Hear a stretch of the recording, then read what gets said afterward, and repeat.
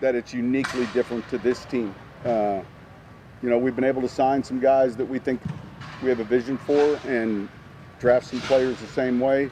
We'll see how it goes, during the evaluation process. Is it kind of sunk in at all yet without having Drew here, just noticing the difference, or you not even think about it? Yeah, look, there's certain things that you might in the first few days of your off season or just in the start of camp. But it seems like, every year, obviously it's more noticeable at the quarterback position, someone like Drew, but I thought today's first practice was good. I thought, the rotation will keep changing day by day, and it's part of the deal. Sean, I know it's early and this might be unfair to ask at this point, but Zach Bond, just being around him throughout the offseason, the classroom stuff, did you see any growth from him just in the classroom? I think so. Well, look, he's one of those self-starters that, got in early last offseason, and I'm encouraged with where he's at in his second year, beginning, definitely.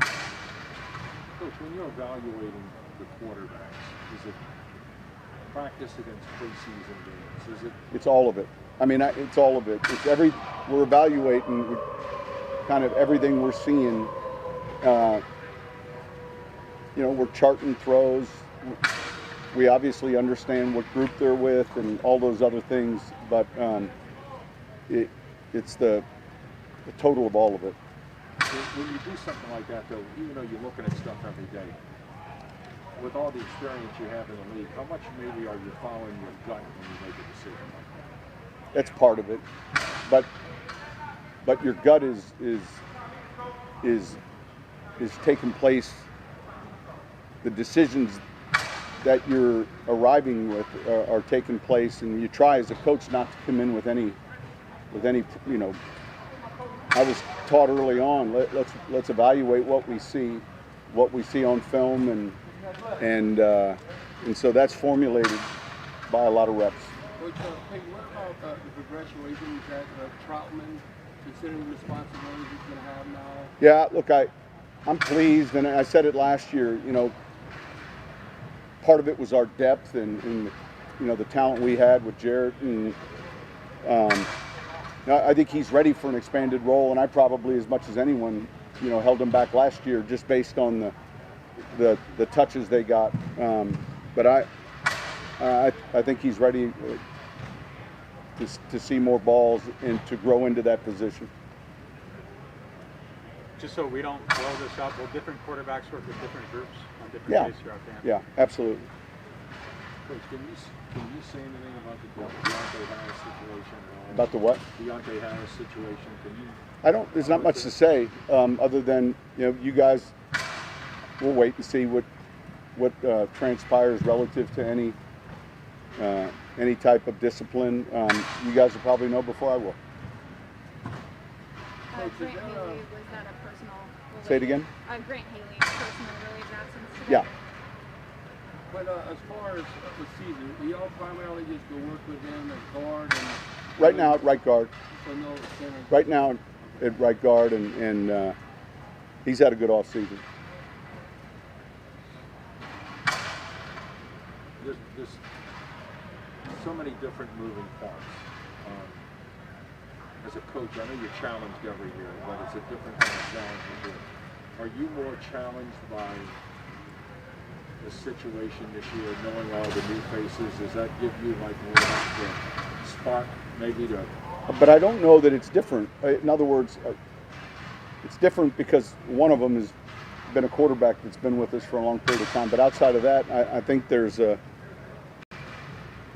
certain amount of attrition every year, and look, it's a young players' league, and our job is to draft them, train them, develop them, and get them ready to play. And so certainly there are some position groups maybe that are younger than others, but I think that's pretty consistent with the job description, year in and year out. All right, thank you.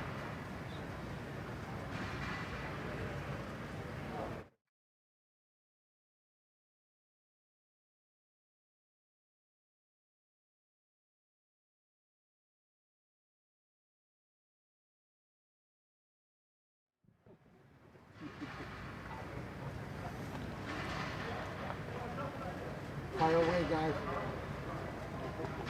Hey, Alvin, after all the success last year, do you at all think about carrying that over into the next year, or is everything just kind of new for you? Kind of take everything. I think every year I just reset. You know, last year was last year. I go into the off season, trying to kind of figure out what I need to improve on, go hard off season, train and get back here and you know, kind of just start from new. You know, it's a new year. I think as a team we got, you know, different components that, you know, we want to, you know, sharpen and hone in on and you know, figure out. It's a learning process every year. So I'm just out here trying to do my part, contribute the best I can.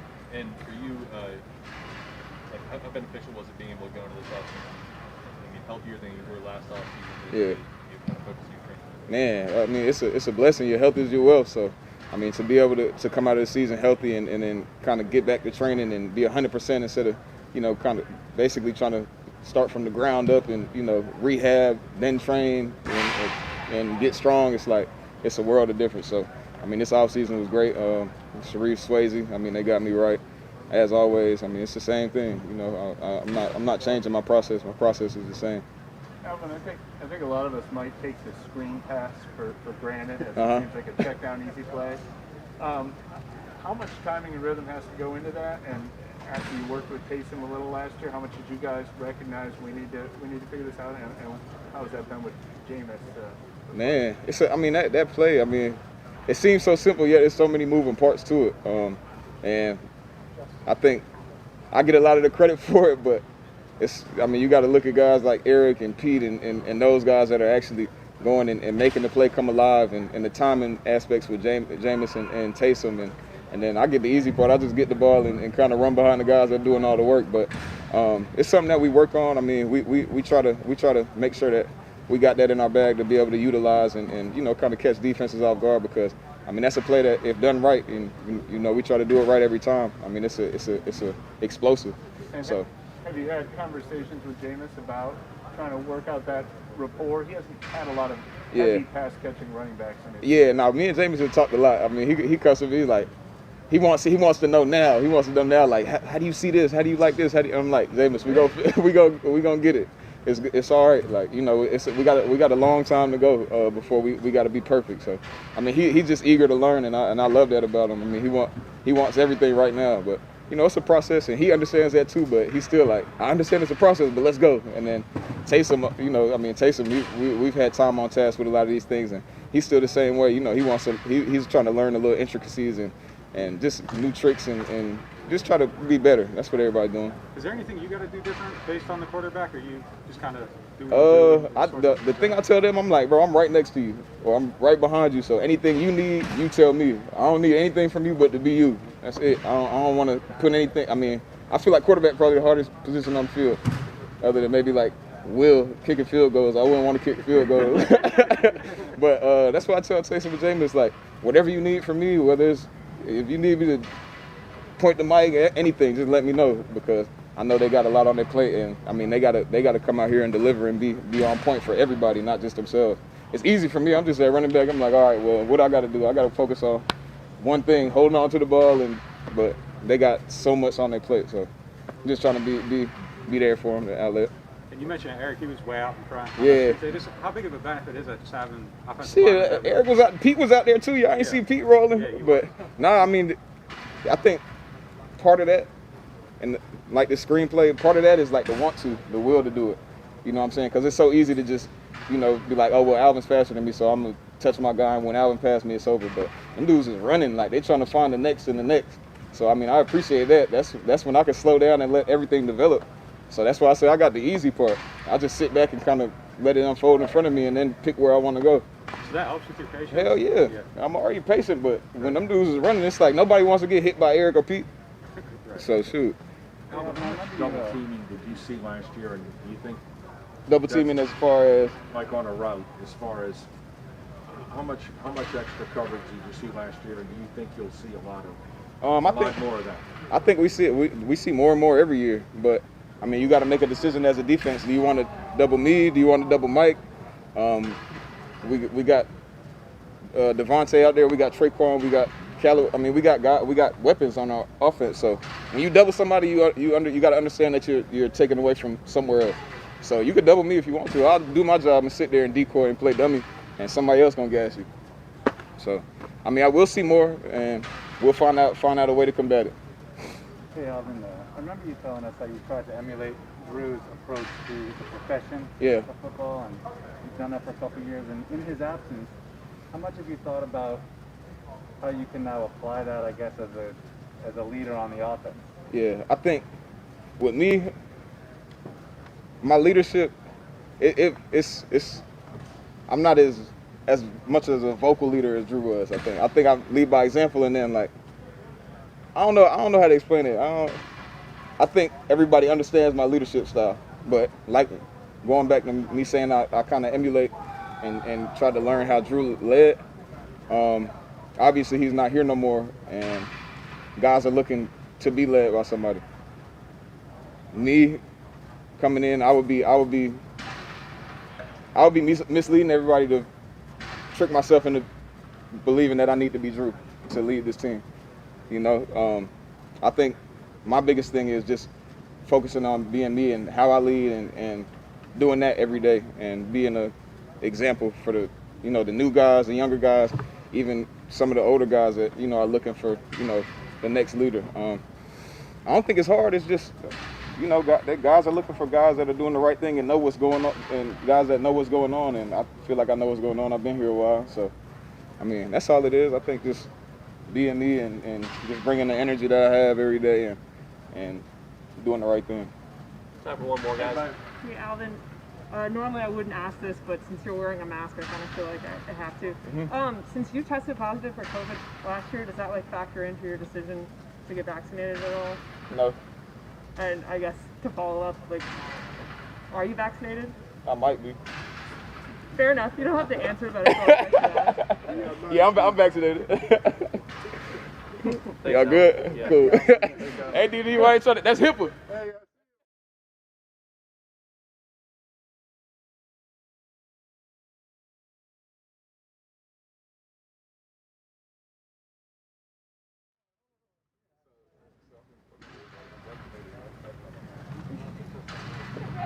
Ricardo, what happened, man? Popped my Achilles playing flag football. Oh, man. You was on offense or defense? It was on offense. You got to tell me to play. What happened? Well, I was actually it was just coming off the line. That's you. Yeah. But I scored before, so. Oh, okay. You already got your touchdown out the way. Okay. What game was it? Not the first game, right? No, it was the only game that we had. It was a media game for Tulane, so All right. I got hurt. Yeah. Treatment 8 o'clock. Don't be late. It's fine. I won't be.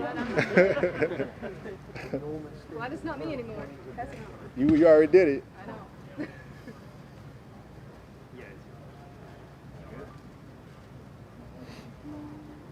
Don't all ask Demario, is it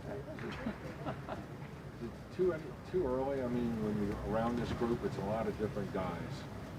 Have you thought about what it's going to be like this year with so many different faces in the locker room and how it's going to all come together so quickly? That's the beautiful thing about this league. Every year, no matter how much turnover you have or how much guys you retain, every team is going to be different. You got to rebuild it from the ground up. Every year, everybody kind of starts out the gate at the same time, the same way. And right now, the main thing is just fundamentals, understanding the playbook, understanding your alignment, assignment, technique. All those little things that can be cliche. That's what this time of year is about, is making sure that you got those things back in place. Make sure your eyes right, make sure you know what to communicate, what the checks are, and then from there you're able to build and play faster and faster and faster. And so it's a race to get better at this point. Every individual, every unit, that's all that's going on right now. Demario, I know it's just day one, but what's it sort of like watching Tyson and James battle? They battling?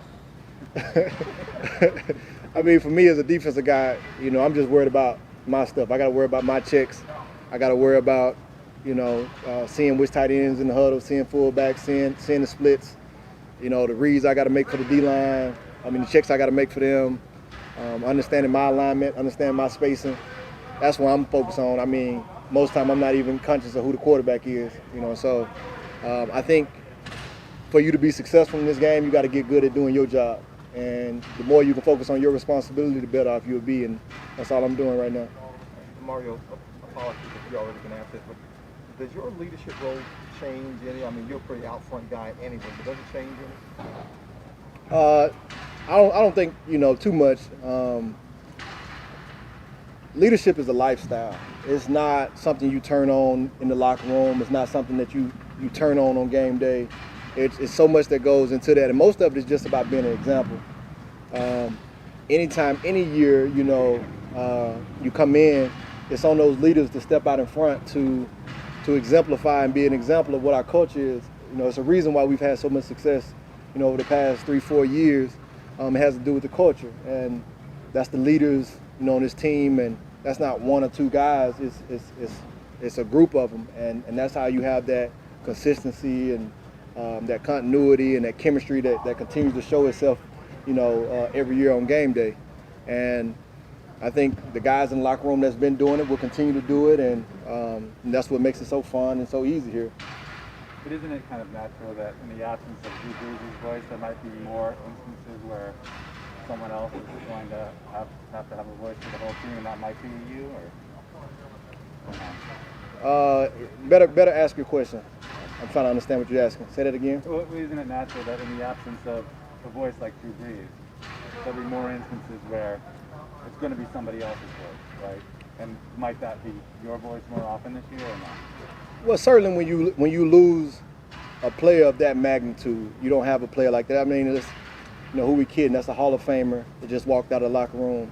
That you look at all these banners up here. He's a huge reason why all those banners are up here. You can't take that away. And so certainly there's going to be, a void or something that's going to happen. There's going to be a shift in the locker room, right? And so anytime a shift happens, a new challenge presents itself. New obstacles present themselves, and that's what leaders do. You don't know leaders in the good times. You know leaders during challenges, during adversity, and it's about rising to the occasion. It's about rising to meet that challenge, whatever it is. So, can we forecast what those challenges are going to be, what those obstacles are going to be? I don't think it's too early to tell. All we know right now is we have, day one of training camp. We back here. Everybody's in place, and we're working. And I think that's all you can do at this standpoint. As the season, unfolds itself, different guys will rise to the occasion. Different guys will stand up. 5'6" gonna do what 5'6" do. That's all I can tell you. Kamara, how curious are you to see kind of the growth inside your position group? A lot of young faces, not as much playing time. How curious are you to see that growth in your group? Well, I think we're very blessed inside our locker room. You got quite a few guys that were drafted, pretty high second round guys, third round guys. So even though they're young, they've shown that they have, a high talent level. Every locker room can't say that. And so you can see the way those guys move. You can see how eager they are to learn. It's a reason why, the team, took them where they took them. And so I think the faster that they can lock in on the way that the NFL game is played, understanding not just what the coaches are asking them to do, but understanding the way its offenses are going to try to attack them, the faster that they can get that learning curve and show that on a consistent basis to get the coaches to trust them to get them in the game, the better it's going to be for their career. So from an individual standpoint, I'm excited for them. And as far as the unit, goes, Coach Hodges is phenomenal, making sure that we're going to be ready on game day. And so regardless of who those guys are that's out on the field, we're going to be ready to put on a good product. They had you out there with a couple different guys today. Does chemistry play a part, for the success for you and whoever you're playing alongside? The good thing about our unit on defense is it's not too much ebb and flow when different guys come on, just because, our coaches coach the ones and the threes the same. And so a lot of times when I'm out there, I'm so focused on my job that, I'm not conscious of which guys are in. It's not going to change the checks I make. It's not going to change the way I communicate. So when I look to my left, the guy on my left is the guy on my left. And, I trust him. And so I got a job to do. He has a job to do. And so regardless, the call is the call and the play got to play regardless of who that person is. And so I think that's the way I try to look at it. I know it's crazy early, but just even in the classroom, anything about Werner that stood out to you so far? I think he's just a guy that's eager to learn, asks good questions, always locked in, real smart player, moves good. He got a chance to have some success in this league. Does it make a big difference to you if you play Mike or Will? I mean, do you have a preference, or are you more willing to wherever they put you, depending on where the next guy fits best? You know, I'm the type of guy I'm gonna be ready to do whatever my coaches ask me to do. There are very distinct differences in the Mike and Will position.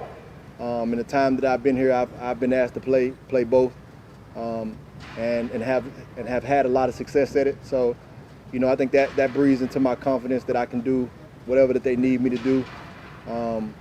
You know, being able to change between Mike and Will, back to Will and back to Mike during last season, and still being able to play at all pro level. You know, I think that's as challenging as it can get.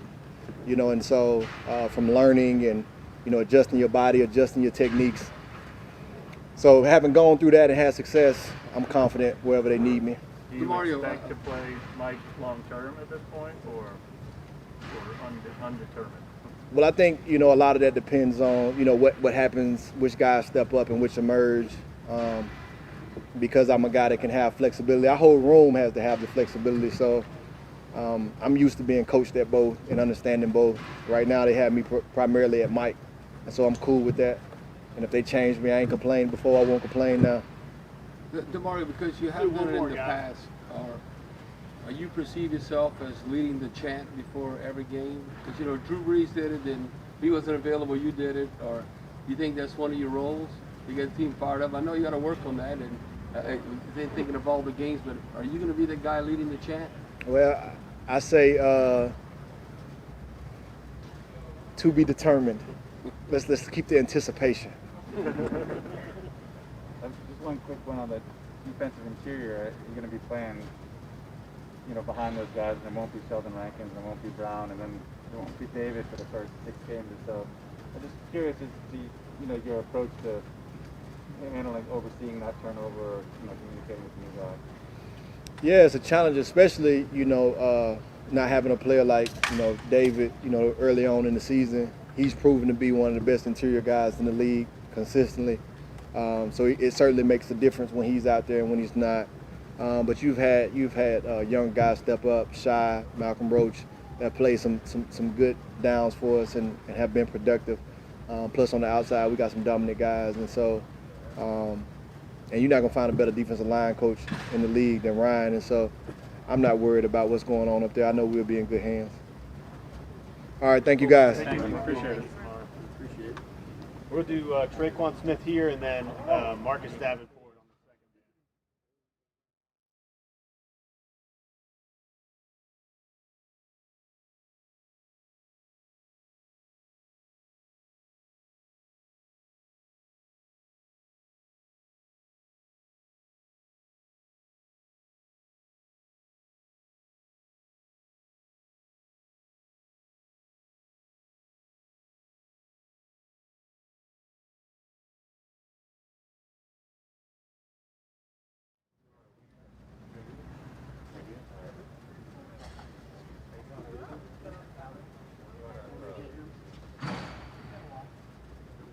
I guess I'll start with the obvious question. Was just the first practice without Brees like that, you know, during your time here?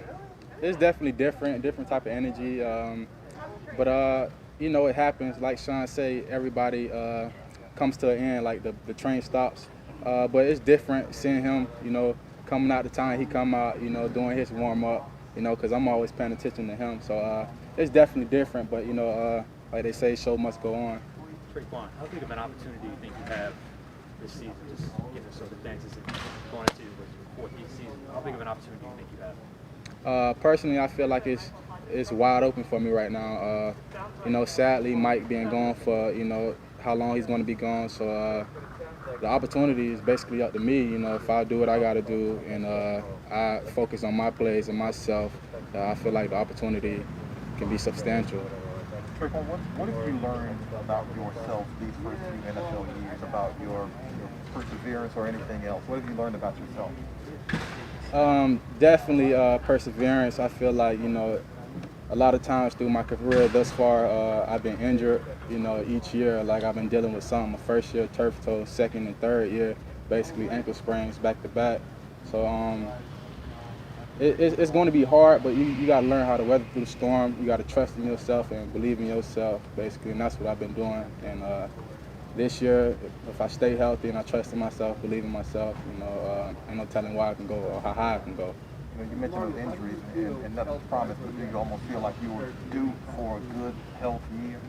Yeah, if I be healthy this whole year, it'll be my first year actually being fully healthy throughout the season. Mickey Loomis said last night that he thinks that the Saints receiving corps is better off than most of the media does right now. Oh, definitely. Do you guys take a little chip on your shoulder, or that people keep thinking you guys need to bring in more?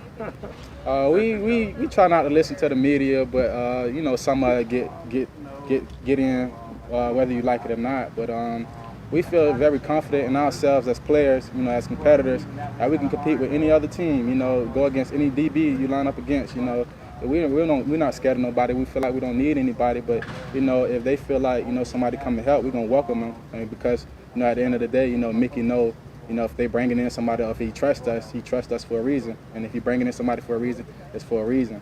How important was it for you to get so much time with Jameis this offseason? I mean, I feel like every day we're seeing new videos of you guys working out and just learning him and then just being able to work together this offseason. It was definitely important. We had to find a way to build chemistry, and that's what we was doing over the offseason. Any little time we can get together, anytime our schedules matched, we met up, ran routes, we ate together, we talked about a lot of things, and that's very important, being it's going to be like our real first time together, playing together. So we just trying to start it early, versus, when we came here for mini camp, and then versus coming here for camp, we had to try to get a jump on it early.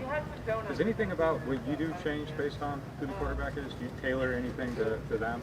No, not at all. No matter who the quarterback may be, Jameis or Taysom, my job and the way I play is going to be the same. No hard feelings to whoever the quarterback may the best being win. It's a competition. And with so much roster turnover this year, a lot of veterans are not on the team anymore. Not even talking about Drew Brees, but all the positions. I mean, how much do you feel like there's almost kind of a feeling in the locker room where a lot of young guys or guys who've been in the league 3 or 4 years, like you, can kind of be that next push to help this team? I feel like, at the end of the day, I'm going to speak on myself. Now, I'm not always the outspoken guy.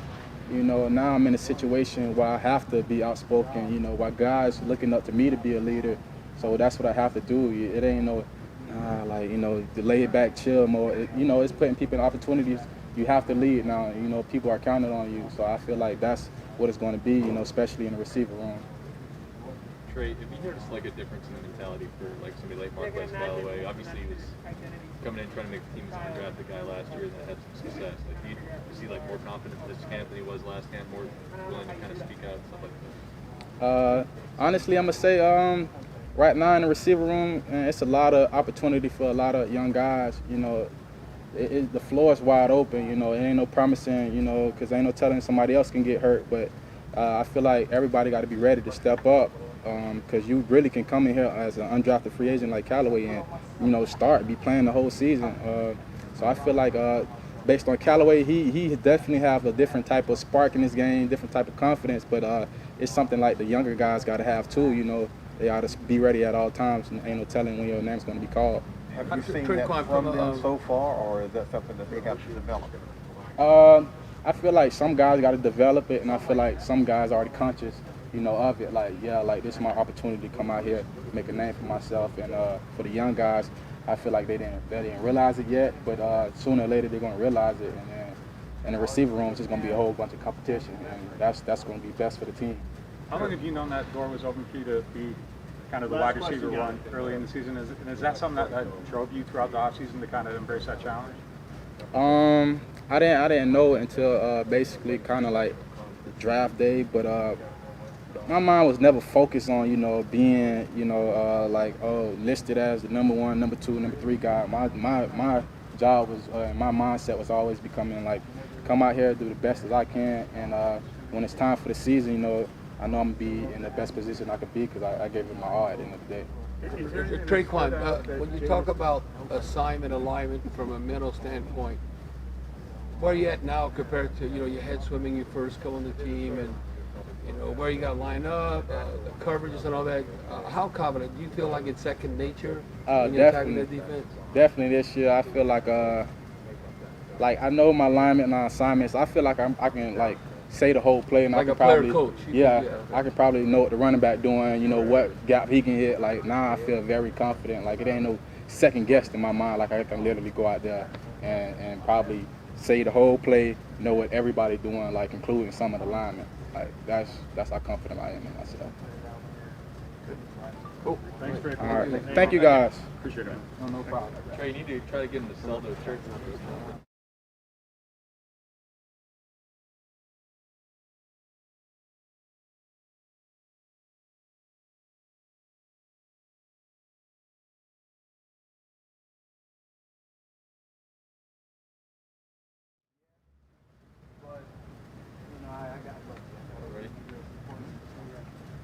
Terron, just from your perspective, your point of view, looking at this quarterback now between Jameson and Taysom,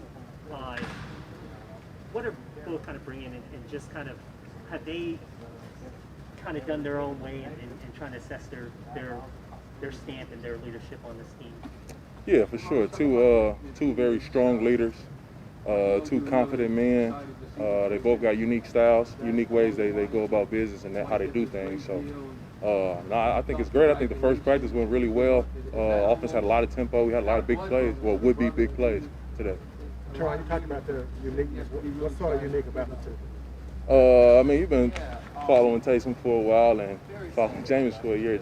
For a long time too in Tampa and now here. So it ain't really much to elaborate on the uniqueness with those two.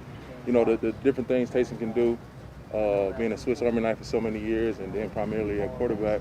Everything James brings, the arm strength, his confidence, his swagger, his moxie. Two unique personalities.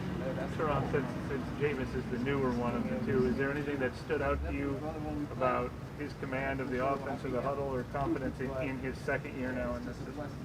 Haven't had much time on task with him, so it's still real early to feel his, get familiar in the offense with him. That'll be more so in about a week or two. I know his command with his presence. He comes in as a leader. He's vocal. So he has all those traits.